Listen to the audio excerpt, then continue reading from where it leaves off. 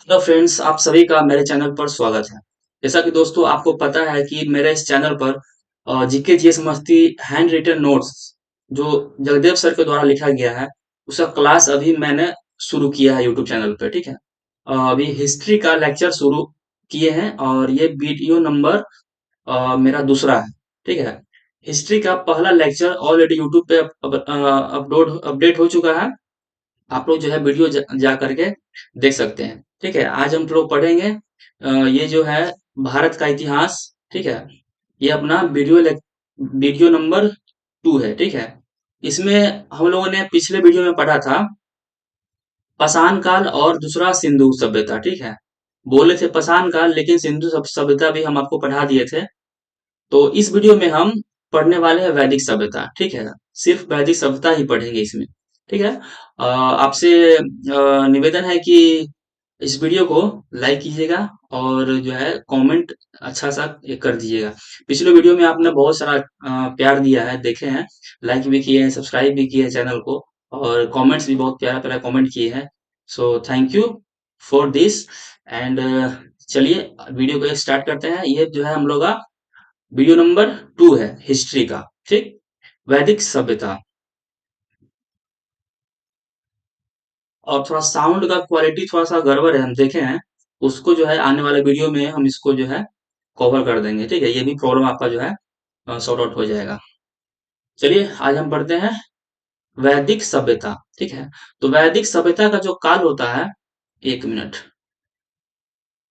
वैदिक सभ्यता का जो काल होता है वो था 1500 बीसी से लेकर 600 बीसी तक। जैसा कि आपको बताएं हम पिछले वीडियो में कि बीसी जो होता है ईसवी से पहले होता है। ठीक है। ईसवी जीरो से लेकर एक ईसवी, दो ईसवी, 100 ईसवी ऐसे स्टार्ट होता है, लेकिन जीरो से पहले की जो काल है उसको हम लोग बीसी बोलते हैं। ठीक है। वैदिक सभ्यता कौन सी सभ्यता थी? ग्रामीण सभ्यता थी। ठीक है। निर्माता आर्य लोग। आर्य लोग कौन सी सभ्यता के लोग थे? क्वेश्चन आता है कि आर्य कौन सी सभ्यता के लोग हैं? तो वैदिक सभ्यता के लोग। आर्यों की भाषा क्या है? तो संस्कृत। ठीक है। घोड़ा से आर्य लोग भारत आए। अब क्वेश्चन पूछता है कि आर्य लोग जो है किस कैसे भारत आए? तो घोड़ा से आए। अब पूछता है कि कहाँ से आए, ये भी पूछता है। ठीक है। तो भी आगे पढ़ेंगे। आर्य लोग कौन है? तो आर्य का अर्थ होता है उत्तम और श्रेष्ठ। आर्य का अर्थ होता है उत्तम और श्रेष्ठ। आर्यों की भाषा संस्कृत। प्रिय पशु घोड़ा।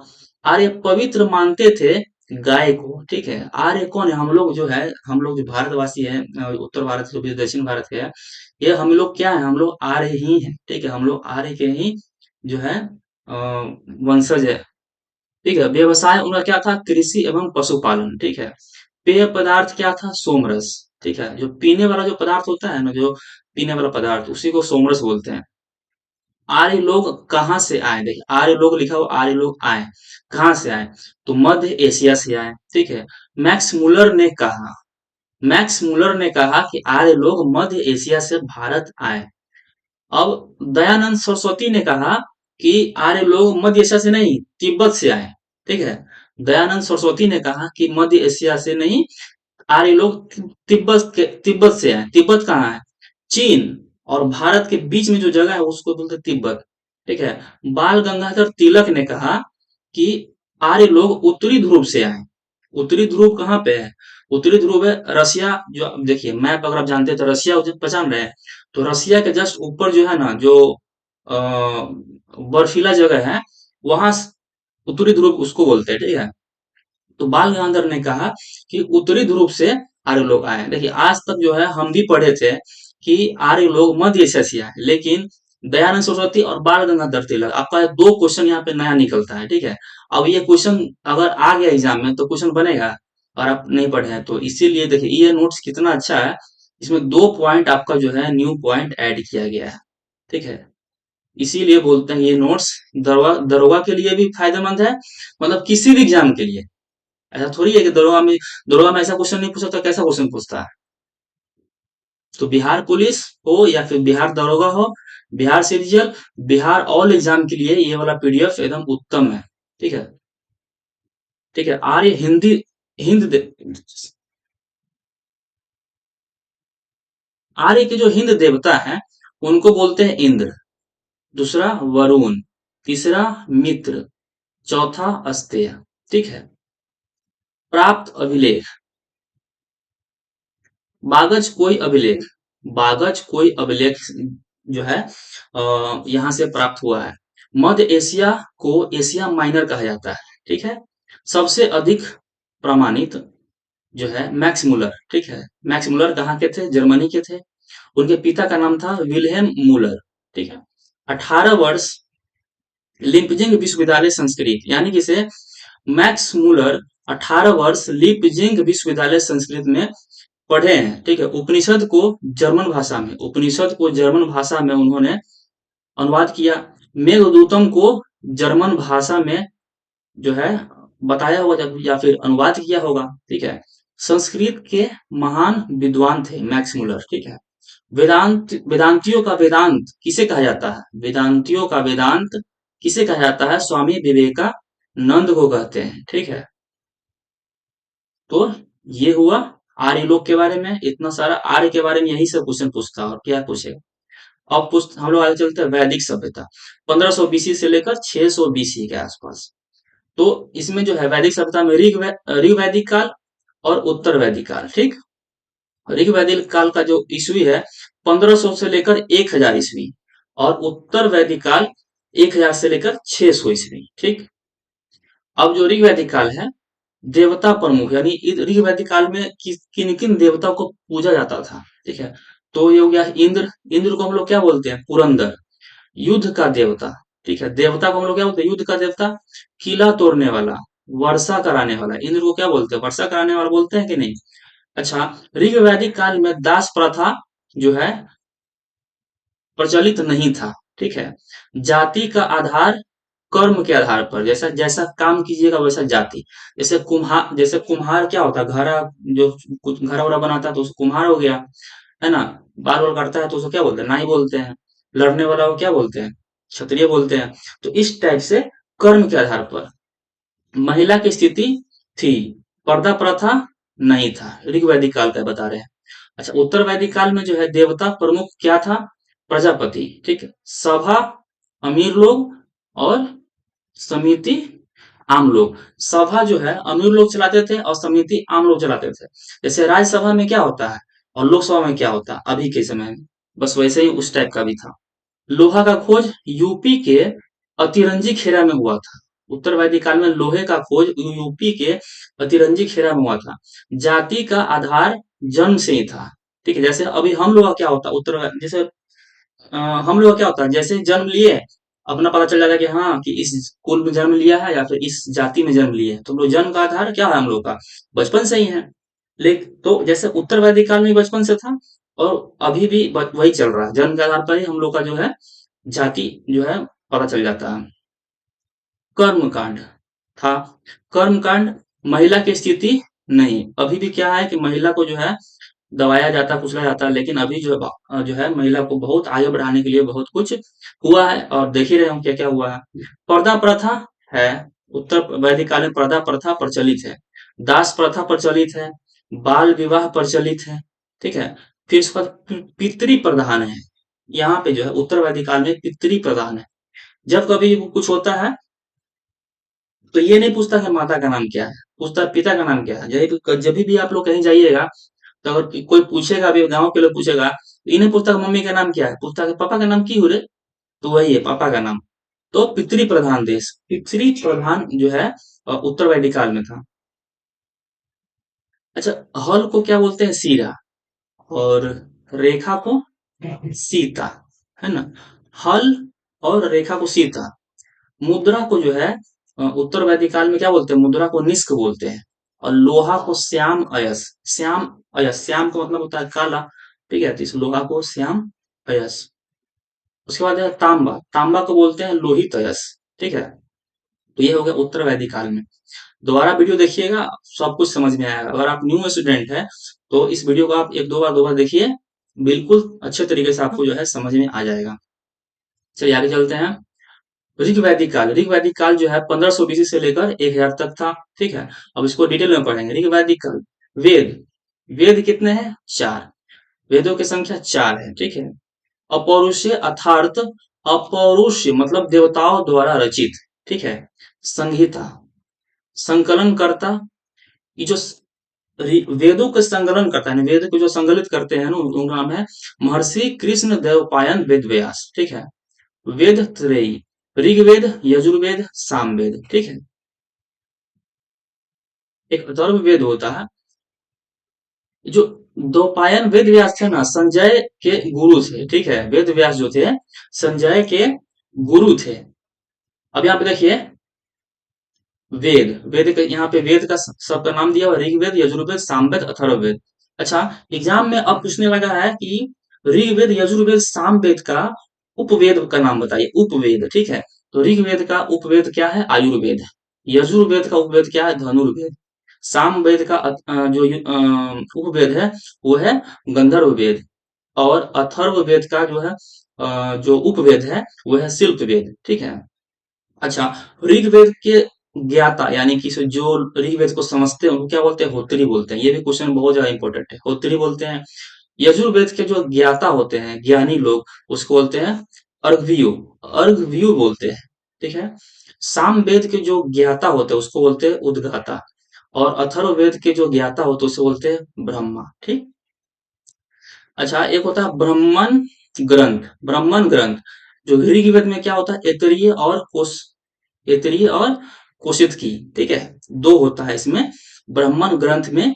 ऋग्वेद का दो ब्राह्मण ग्रंथ होता है, ऐतरेय और कौशितकी। यजुर्वेद का दो ब्राह्मण ग्रंथ है, एक है शतपथ ब्राह्मण और तैतरथी ब्राह्मण, ठीक है। सामवेद का तीन ब्राह्मण ग्रंथ होता है, पंचवीस, षड्वीस और जैमिनीय। ये सब जो क्वेश्चन है देखो, बिहार पुलिस में क्वेश्चन पूछ सकता है आपसे उपवेद से और ज्ञाता ज्ञानी से। लेकिन अगर हम बिहार दरोगा और बिहार सीजे में जैसे ही इंटर करेंगे ना, तो वहां पर जो ब्राह्मण ग्रंथ यहाँ से भी क्वेश्चन उठा सकता है और उठाता भी है। बहुत सारा क्वेश्चन प्रीवियस ईयर का बना हुआ भी है, ठीक है। तो गोपद ब्राह्मण, गोपद ब्राह्मण भी जो आप लोग सुने हो, गोपद ब्राह्मण, गोपद ब्राह्मण किसका है? तो ये है अथर्ववेद का ब्राह्मण ग्रंथ है, ठीक है। चलिए, ये हो गया। अब आगे चलते हैं ऋग्वेद। ऋग्वेद जो है सबसे प्राचीन वेद है। उपवेद, आयुर्वेद। अच्छा, ऋग्वेद में जो है मंडल 10 है, 10 मंडल है। सुक्ति है 10,028, सॉरी 1,028 सूक्ति है। और ऋचाएं हैं 10,580, ठीक है। और ये ऋग्वेद है गद रूप में है, ठीक है। पवित्र नदी, ऋग्वेद में जो पवित्र नदी किसको बोला गया है? तो सरस्वती को बोला गया है, सरस्वती नदी को। चर्चा, अच्छा, ऋग्वेद में सबसे ज्यादा चर्चा किस नदी का किया गया है? तो वो किया गया है सिंधु नदी का, ठीक। अच्छा, ऋग्वेद के ज्ञात्री को क्या बोलते हैं? यानी कि जो ऋग्वेद को जो जानने वाला जो ज्ञानी होते हैं उनको क्या बोलते हैं? होत्री बोलते हैं। ऋग्वेद में गंगा की चर्चा जो है सिर्फ एक बार, ठीक है। गंगा की चर्चा सिर्फ एक बार। सबसे ज्यादा चर्चा किया गया है सिंधु नदी का। सबसे पवित्र नदी है सिंधु नदी, ठीक है। यमुना नदी की चर्चा 3 बार। यमुना नदी की चर्चा कितनी बार? तो 3 बार। इंद्र की चर्चा 250 बार। ये सब क्वेश्चन पूछता है, ठीक है। इस सब क्वेश्चन जो है पूछता है, इसीलिए इस नोट्स में इस टाइप से लिखा हुआ है। नोट्स में जो है, नोट्स का मतलब ये होता है कि शॉर्ट फॉर्म में लिखा होना चाहिए, जो सिर्फ माइंड में छप जाए। इंद्र का चर्चा 250 बार। प्रमुख देवता, प्रमुख देवता का मतलब हो गया देवताओं में देवता, देवताओं में देव, यानी कि सबसे ऊपर का देव इंद्र को माना जाता था उस समय, प्रमुख देवता। दूसरा प्रमुख देवता कौन था? तो अग्नि, ठीक है, 200 बार। अग्नि 200 बार चर्चा। इंद्र 250 बार। यमुना नदी तीन तीन बार। गंगा की चर्चा एक बार। सबसे पवित्र नदी सरस्वती, चर्चा सर्वाधिक किसका हुआ? सिंधु नदी का हुआ, ठीक। ये हो गया ऋग्वेद। अच्छा, मंडल जो है 10 मंडल होता है ना, तो फर्स्ट तथा 10 मंडल नवीनतम मंडल है। जो यहाँ देखिए, पहला मंडल और 10वां मंडल जो है, इसको हम लोग क्या बोलते हैं? नवीनतम मंडल बोलते हैं। सेकेंड से 7वां तक, यानी 2 से लेकर 7 मंडल तक सबसे प्राचीन मंडल, और या फिर इसको बोलते हैं वंश मंडल, वंश मंडल। तीसरा मंडल जो है गायत्री मंत्र, ठीक है। आप पूछे गायत्री मंत्र कौन से मंडल में है? तो तीसरा मंडल में हो जाएगा, ठीक है। सावित्री को ही हम लोग सूर्य बोलते हैं, सावित्री और सूर्य, गायत्री मंत्र जो है तीसरा मंडल में। सातवां मंडल, सातवां मंडल को हम लोग क्या बोलते हैं? प्राचीन मंडल भी बोलते हैं। और इसमें दशराग युद्ध का जो है विश्लेष मतलब इसमें बताया गया है। सुदास और 10 जनों के बीच जो युद्ध हुआ था वो 7वें मंडल में है और परुष्णी नदी के किनारे, परुष्णी नदी के किनारे और रावी तट पर, ठीक है। 8वें मंडल में क्या है? 8वें मंडल में है हस्तलिखित प्रमाण, इसको बोलते हैं हम लोग खील बोलते हैं। हस्तलिखित प्रमाण को हम लोग क्या बोलते हैं? खील बोलते हैं। ये सब जो वर्ड है ना, खील, होत्री, ये सब जो है बिहार दरोगा, बिहार सीजल में ऐसे ही पूछ लिया जाता है कि वो इसमें से लिख देगा कि खील का मतलब क्या होता है, ठीक है। तो उसमें जो ऑप्शन लिख देगा हस्तलिखित प्रमाण या फिर कुछ भी, ठीक है। तो खील तो जो पढ़ा रहेगा उसी से बनेगा ना, तो वो सब क्वेश्चन जो है इसे हल्का टाइप का क्वेश्चन लगता है बिहार दरोगा का क्वेश्चन, लेकिन स्टैटिक्स रहता है, वो अंदर अंदर से पूछा हुआ रहता है। जब तक आप पढ़ेंगे नहीं तब तक बनेगा नहीं। अच्छा, 9वें मंडल में क्या है? सोम देवता। अब पूछा कि सोम देवता कौन से मंडल में है? तो 9वें मंडल में है।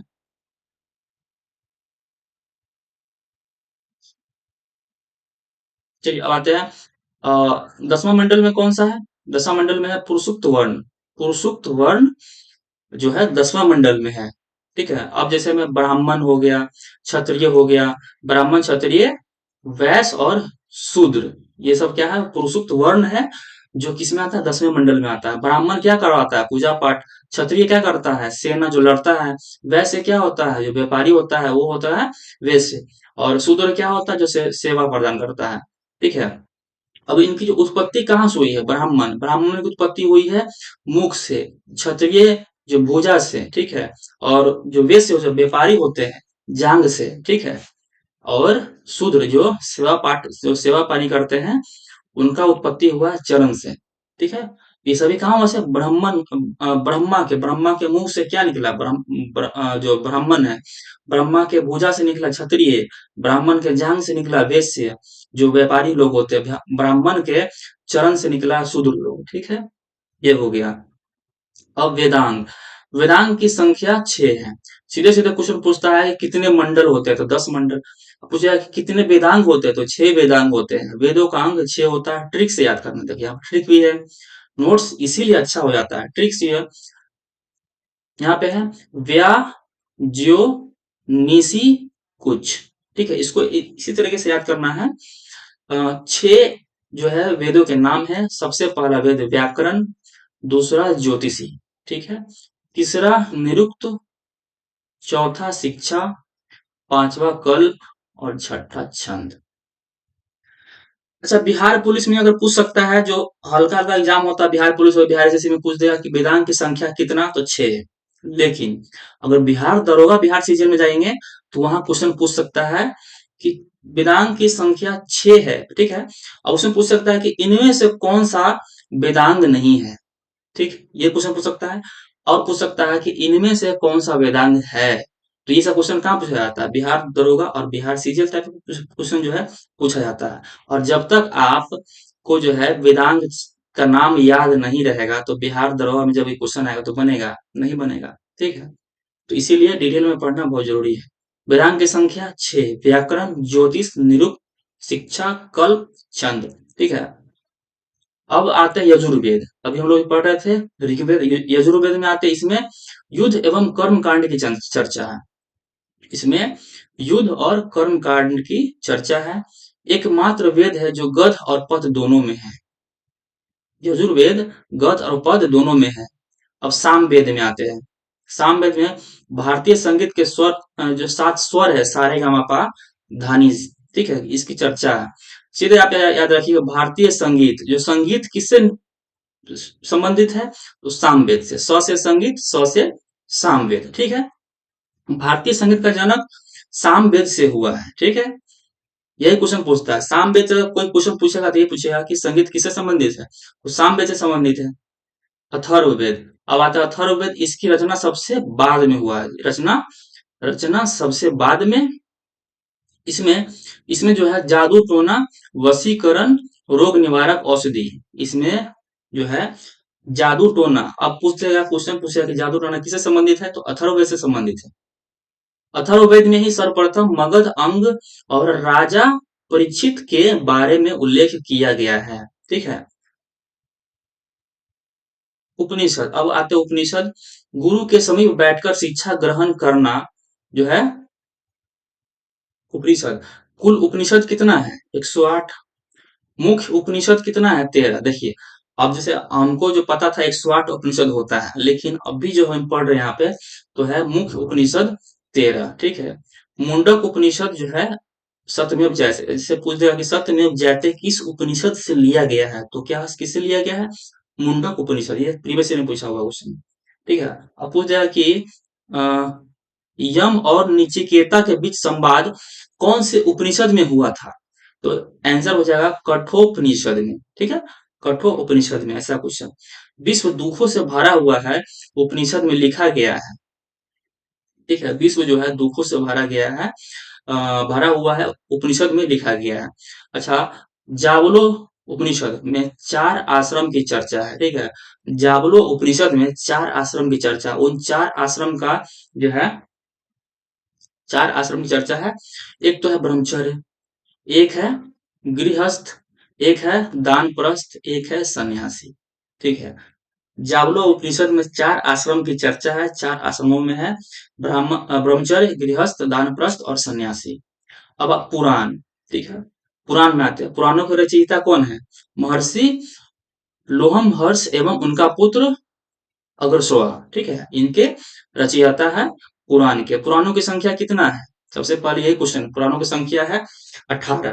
ठीक है, सबसे पुराना जो पुराण सबसे पुराना पुराण वो है मत्स्य पुराण। ठीक है, क्वेश्चन पूछा हुआ है सबसे पुराना पुराण कौन सा है, तो मत्स्य पुराण। आंध सतवाहन वंश, देखिए यहाँ पे लिखा हुआ है प्राचीन पुराण। ठीक है, आंध सतवाहन वंश से संबंधित है। विष्णु भगवान के 10 अवतारों की चर्चा जो है मत्स्य पुराण में ही किया गया है। ठीक, वायु पुराण में जो है गुप्त वंश, वायु पुराण गुप्त वंश से संबंधित है। और मौर्य वंश जो है विष्णु पुराण से संबंधित है। मत्स्य पुराण में विष्णु भगवान, वायु पुराण में गुप्त वंश और विष्णु पुराण में मौर्य वंश। ठीक, अब आगे चलते हैं कि दर्शन और प्रवर्तक। दर्शन और प्रवर्तक, न्याय दर्शन महर्षि गौतम। ठीक है, ये क्वेश्चन जब सब पूछा हुआ क्वेश्चन जितना भी देख रहे हो ना, सारा कुछ इंपॉर्टेंट है आप लोगों के लिए। दर्शन, न्याय दर्शन महर्षि गौतम। सांख्य दर्शन जो हो जाएगा महर्षि कपिल। योग दर्शन पतंजलि। ठीक है, पतंजलि का जो पुस्तक है वो है महाभाष्य। अब पूछ जाएगा उत्तरी मीमांसा बदरायन। ठीक है, उत्तरी मीमांसा के प्रवर्तक कौन है? बदरायन। पूर्वी मीमांसा के जो प्रवर्तक है वो है जैमिनी। ठीक है, और वैशिक दर्शन के जो प्रवर्तक है वो है कनाद। ठीक है, इसको बोलते हैं परमाणु। व्याकरण जो दर्शन है उसके प्रवर्तक है पाणिनि, और पाणिनि के पुस्तक है अष्टाध्यायी। ठीक, इसको 2 बार याद रखिएगा, याद हो जाएगा। अब है महाकाव्य, महाभारत और रामायण। हमारे भारत देश में 2 महाकाव्य हैं, महाभारत और रामायण। सबसे बड़ा महाकाव्य कौन है? महाभारत। महाभारत के लेखक कौन है? वेद व्यास। ठीक है, महाभारत में, अब देखिए इससे क्वेश्चन पूछता है महाभारत में कितना युद्ध लड़ा गया है, तो 18 युद्ध। ठीक है, और महाभारत में कितना पर्व है, तो 18 पर्व। सबसे बड़ा पर्व है भीष्म पर्व। ठीक, भागवत गीता जो इसे जो है भीष्म पर्व से भागवत गीता से संबंधित है। पुराना नाम भागवत गीता का जो पुराना नाम, सॉरी महाभारत का जो पुराना नाम है वो है जय संहिता।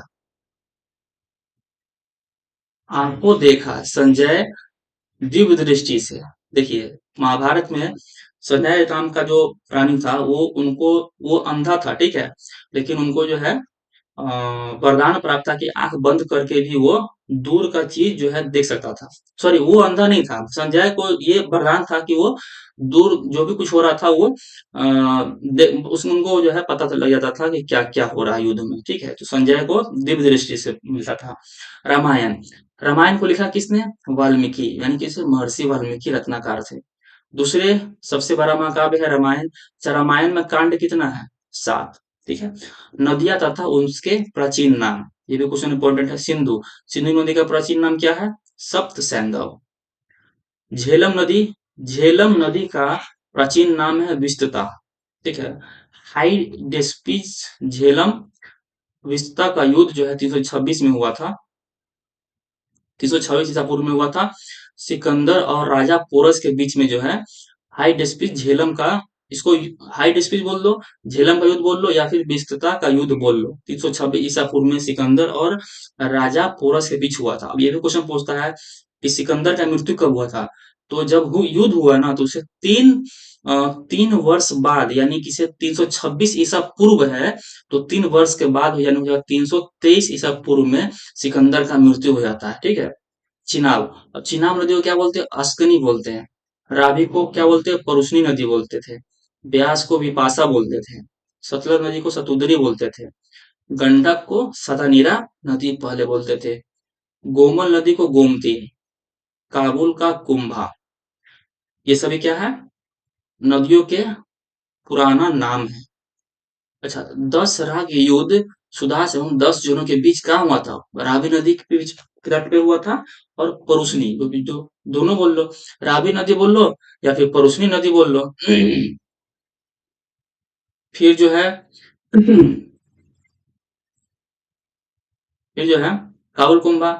उसके बाद जो है इंद्र, युद्ध का देवता बोलते हैं। इंद्र को क्या बोलते हैं? युद्ध का देवता, वर्षा का देवता, किला को तोड़ने वाला को जो लोग क्या बोलते हैं? पुरंदर। सोम जो है, सोम देवता, यहाँ पे जो है जितने भी नाम है वो जो है देवताओं के नाम, देवता बोल लो इसको। इंद्र जो है युद्ध का देवता।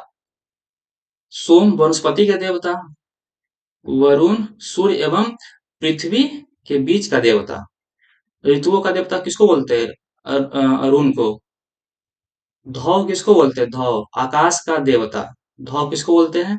आकाश का देवता। सबसे प्राचीन देवता कौन है? तो धौ है। अच्छा, अश्विनी विपत्तियों का देवता। विपत्तियों का देवता कौन है? अश्विनी।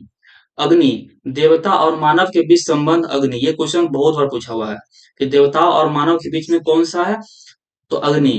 पूषण, पशुओं का देवता पूषण। मरुत, मरुत कौन से देवता है? आंधी एवं तूफानों का देवता किसको बोलते हैं? मरुत, यानी मारुति नंदन, यानी कि इसे हनुमान जी को बोल लो, है ना। हनुमान जी का मतलब क्या है? मारुति नंदन बोलते हैं ना हनुमान जी को। हनुमान जी को क्या बोलते हैं? उनको बोलते हैं वायु, हवा। जब भी हवा चलता है तो क्या बोलते हैं? मारुत। चलो चलते हैं उत्तर वैदिक काल। उत्तर वैदिक काल में है वैदिक काल के प्रशासन और मुखिया। ठीक है। पहले क्या होता था? राष्ट्र, वैदिक काल के प्रशासन जो है राष्ट्र, और राष्ट्र का जो मुखिया था राजा था। ठीक है। और जो जन थे, लोग, यानी उसको बोलते थे राजन। जन को क्या बोलते थे? राजन बोलते थे। ठीक है। विष, विष को बोलते थे विषपति। और ग्राम का जो मुखिया होता है तो ग्रामीण। ठीक है। ग्राम में रहने वाले को ग्रामीण। और कुल परिवार को क्या बोलते थे? पिता, या फिर कुलुप बोल लो। प्रशासन की इकाई थी कुलुप। ग्राम में ग्रामीण, विश्व में विश्वपति, जन को बोलते थे राजन, और राष्ट्र का राजा मुखिया होता था। ठीक। जनपद, बड़ा क्षेत्र, महाजनपद। सबसे शक्तिशाली जनपद कौन सा था?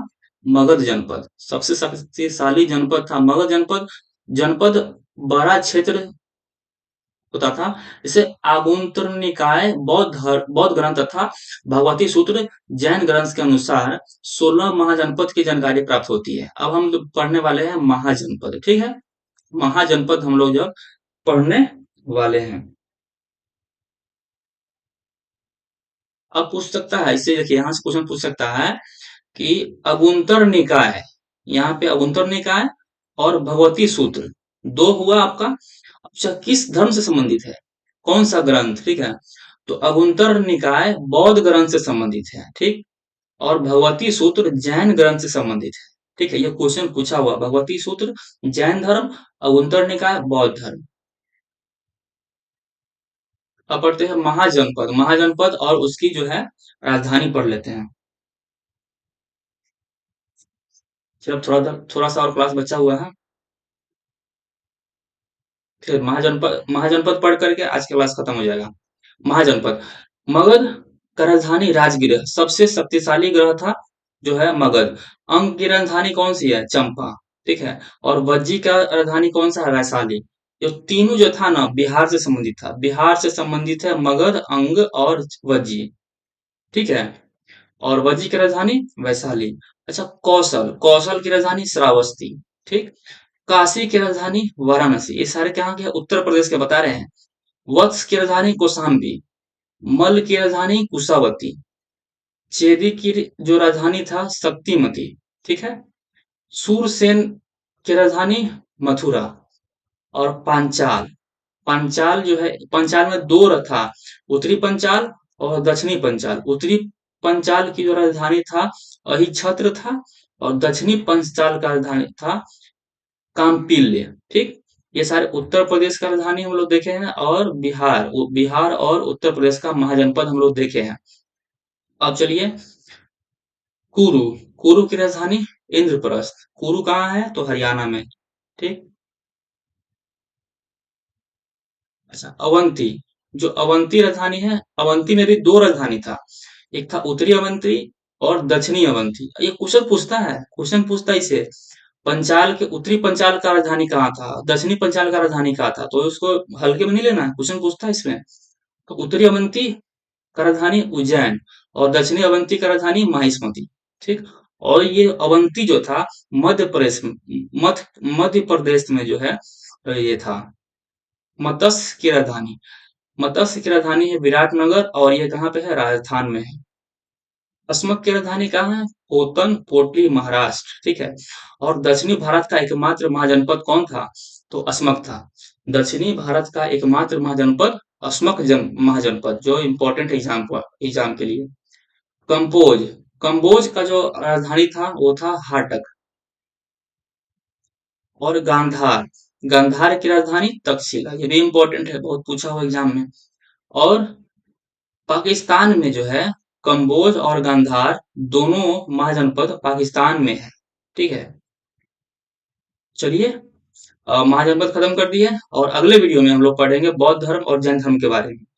आई होप आपको वीडियो अच्छा लगा होगा, और वीडियो को लाइक कीजिए, चैनल को सब्सक्राइब कीजिए, और कोई भी सुझाव देना चाहते हैं तो नीचे कमेंट जरूर कीजिएगा। चलिए, मिलते हैं नेक्स्ट वीडियो में, तब तक के लिए जय हिंद। बाकी जो कुछ भी आप लोगों को कहना होगा कमेंट जरूर कीजिएगा। ओके, मिलते हैं नेक्स्ट वीडियो में।